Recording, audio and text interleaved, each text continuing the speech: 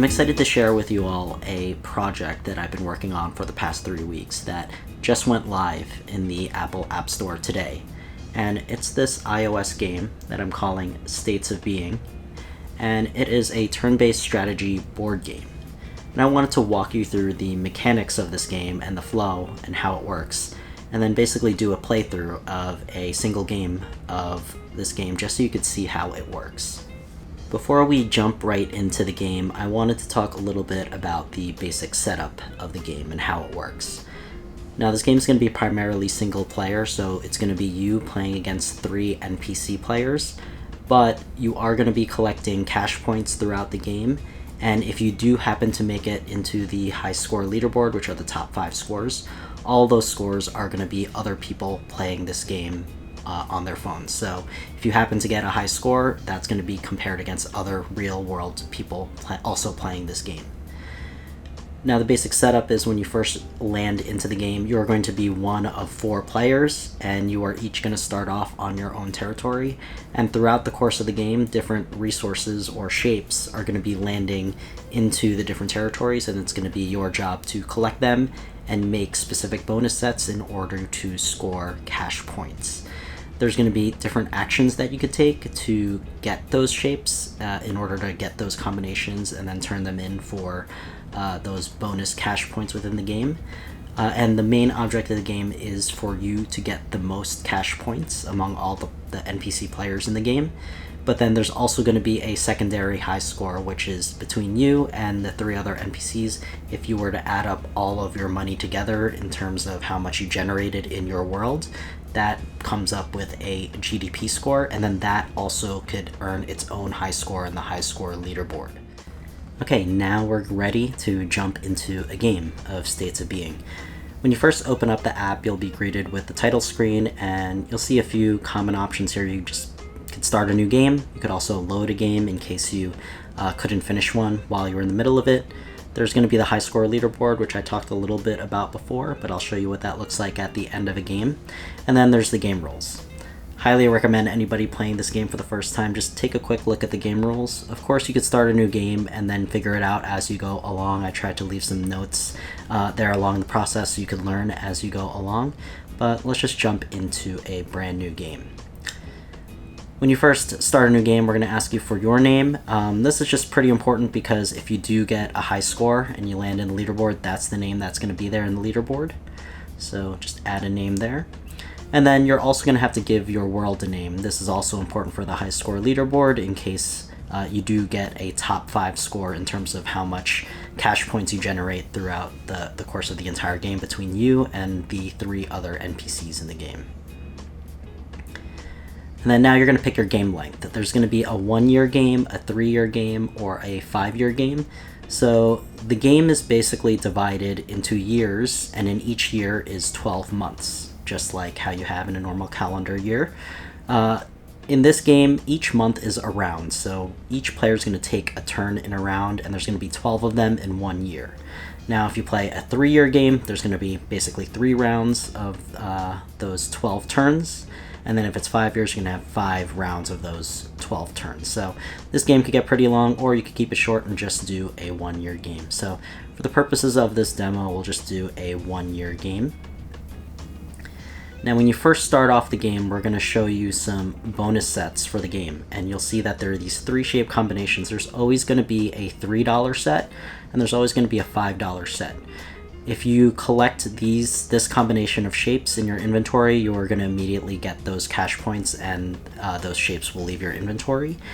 And then we're also going to show you the 3 players that are in this game. So there are going to be 3 different playing types. So there's going to be balanced, competitive, and cooperative. In this game, it's all randomized, so I just happen to get 1 balanced player and then 2 competitive players. A little bit of context, the competitive players are going to be prioritizing getting their own cash points themselves, whereas cooperative players are going to be doing what's best for the whole world, so they'll be doing things that will both benefit themselves but also benefit other players to help them also make their bonus sets. And then balance is just going to be a mix of both. They are going to be prioritizing their own individual cash points, but then they'll make certain moves to help other players out if it's mutually beneficial. So So when you start a new game, you'll see that there are shapes that are getting distributed, and looks like I got lucky in this game because 3 of the shapes landed in my territory. But there are basically 4 shapes in this game: a triangle, a circle, a square, and a pentagon. And at the beginning of each turn, which is a month, they're going to randomly distribute among the 4 territories. Each shape on its own will have a 25% chance of landing in one of the 4 territories. So I just happened to get lucky in this game because 3 of the shapes landed in my territory. I could always take a look at what the bonus sets are in case I forgot. So in this game, it is a square, a pentagon, and a circle. So in my territory, I have a pentagon and a square and a triangle. Now I have 1 of 8 actions. So each turn is going to basically ask you to take 1 of 8 actions, and then once you complete that action, your turn is over. And here you could see that learn and chance are lit up because those are currently the only actions I could take. If you're curious about the other actions, you could still click on any one of them and then it'll let you know why you can't take that action. But the basic idea is that in order to pick up or collect any one of these shapes, I first need to learn them. So in the learn ability, I could get a learn point for a shape. And if I have multiple learn points in a shape, then that means in a single action, I could pick up as many as those amount of learn points, given that those shapes are in my territory. So in this game, I want to be able to pick up a pentagon, so I need to first learn that pentagon. So I chose my action to get 1 learn point in the pentagon, and then my turn is over. After my turn is over, the other 3 NPCs will take a turn, and then at the end of each month, you'll be able to see what each NPC did. So you can see that, we're all collecting learn points. At the beginning of the next month, you see now the shapes are distributing again. So this is going to happen at the beginning of every month. And now you'll see that collect is lit up because I now have the ability to collect a pentagon because I have a learn point in it. I don't have to collect it immediately. I could continue to learn other shapes because the bonus is multiple different shapes. I'm not going to spend this action yet to collect that pentagon. Instead, I'm going to learn another shape, which is a square, because that's another shape that I would need to get that $5 bonus. Alright, we are starting another month, and you'll see the shapes are distributing again. You'll now see I have another ability here that's lit up to cultivate. Let's take a look at what that is. So for cultivate, for every 2 shapes that you have of the same shape, if you choose to cultivate for every 2 of the similar shapes, they'll be able to spawn an additional shape. So because in my territory, and you could always click the territory to see what's in there, there are 2 squares. There is actually something that would happen if I were to cultivate. It would actually generate an additional square shape. So that's what cultivate is, but I'm gonna just continue to learn a square. So because there are 2 squares in my territory, if I got 2 learn points in the square, I'll be able to scoop up 2 squares with 1 action. So that's the benefit of continuing to learn shapes beyond just the 1 point. So you'll see the shapes distributed again. I'm going to now collect 2 squares. So I collected 2 squares from the territory. You see they are now picked up. They're no longer there, and they're in my inventory. You could always click your face and just see, or your circle, and see what you have. So you'll see I have the 2 squares. Now you'll see there's a couple additional actions that are available to me. One of them is trade. What trade is, if you choose trade, you basically select another player, and then you will choose a shape that you want to trade with them, and then they will basically choose any shape from their inventory and swap that shape with the shape that you wanted to give to them. So that's trade. Steal is you could outright choose a player and just take a shape from them that they currently have in their inventory.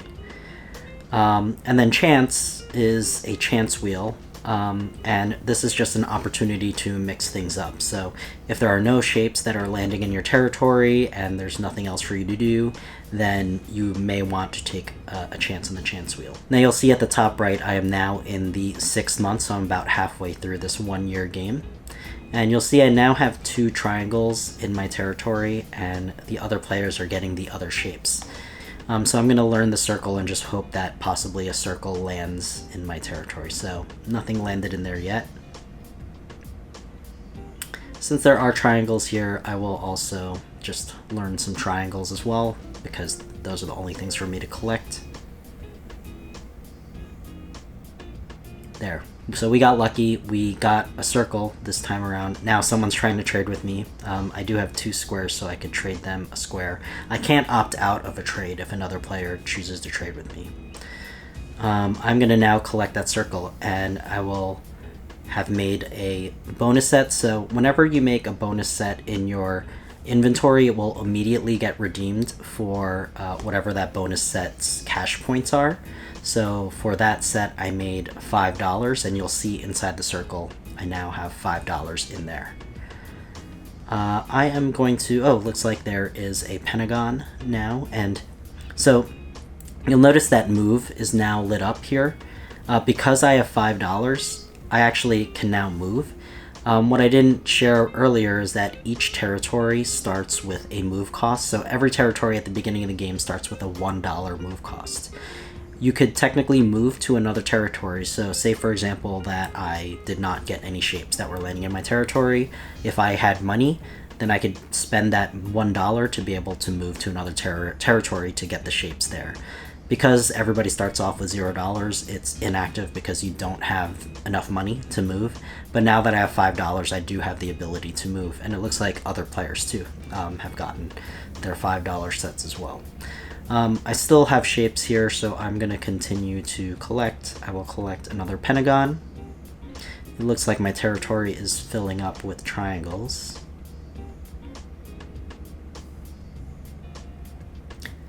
What I'm going to do is I'm going to actually try and scoop up the rest of these triangles, even though they're not going to really help in terms of the $5 set. If I do end up with 2 additional circles, I can make that $3 set. But I'm going to just continue to learn triangles so that I could scoop up all these triangles before the game ends. So we're now in the 11th month. Oh, looks like there is a circle there. I am going to collect that circle. And then for the final year, I am going to try and collect 2 triangles because I have 2 learn points in those triangles. Okay, so at the end of the 12th month, there's going to be what's called a marketplace. And because this is a 1-year game, this marketplace is going to be the last thing that happens before the game ends. But at the end of every year, you're going to have an opportunity to make offers to other players to trade pieces. There's also an additional option here to recycle shapes. So I'll talk a little bit about recycle afterwards, but in the marketplace there is first an offer stage, so I could make a whole bunch of offers. So say for example I need a square because I have a circle and a pentagon. I need a square to make a $5 set. I could basically offer cash. I could be like, I'll give anybody $3 and then to receive a square. And if I add that offer, I can make any amount of offers here to the other players to try and trade some shapes. So I'll put out that offer, $3 for 1 square, because if somebody does accept that offer, I'll give them $3 and then I'll get a square. That nets out positive for me because I will make a $5 bonus set, so I'll net out plus $2. So to me that seems like a good offer. I could also offer shapes for other shapes, so if I wanted to, I could offer a triangle for a square if I wanted to.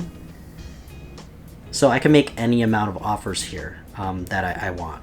But I'm just going to leave out that $3 offer, and then I will actually use the recycle. So one of the 8 actions in the main game too as well when it's your turn is also recycle, but you'll also have an additional opportunity to do 1 recycle while in the marketplace.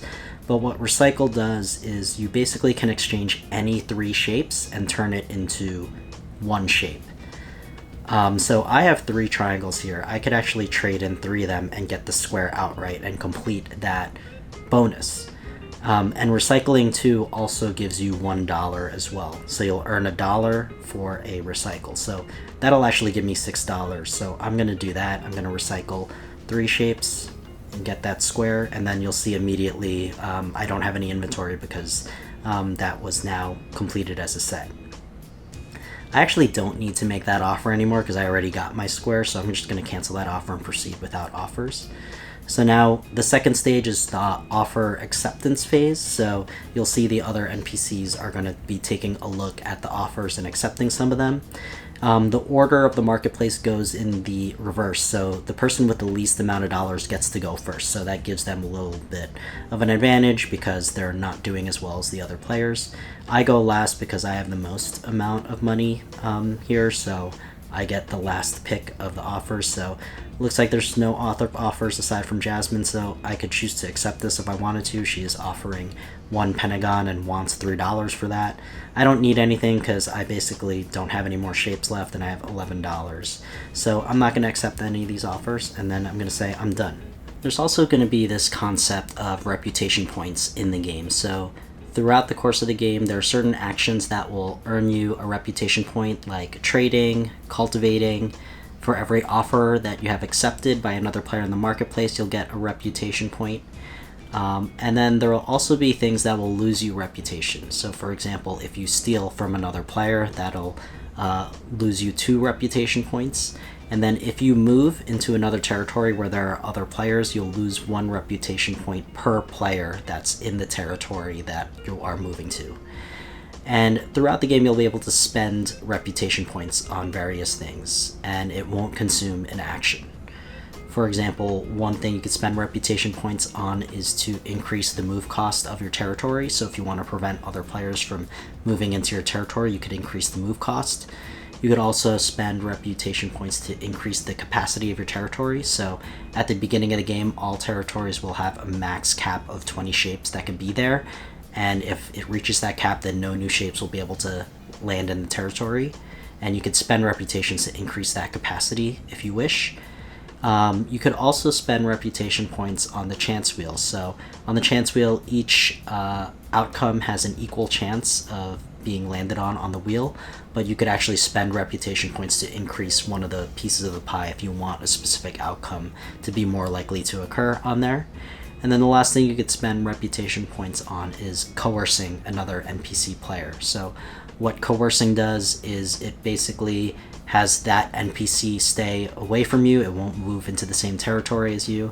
It also will not interact with any of the other NPCs. So it won't trade with them. It won't accept any of their offers. It'll only interact with you.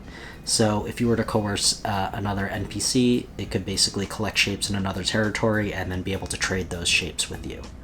So at the end of that marketplace, since this is only a one-year game, this is basically the end of the game, and you can see the final standings. If you happen to make a high score, you'll see that. So it looks like I actually made a high score in this game.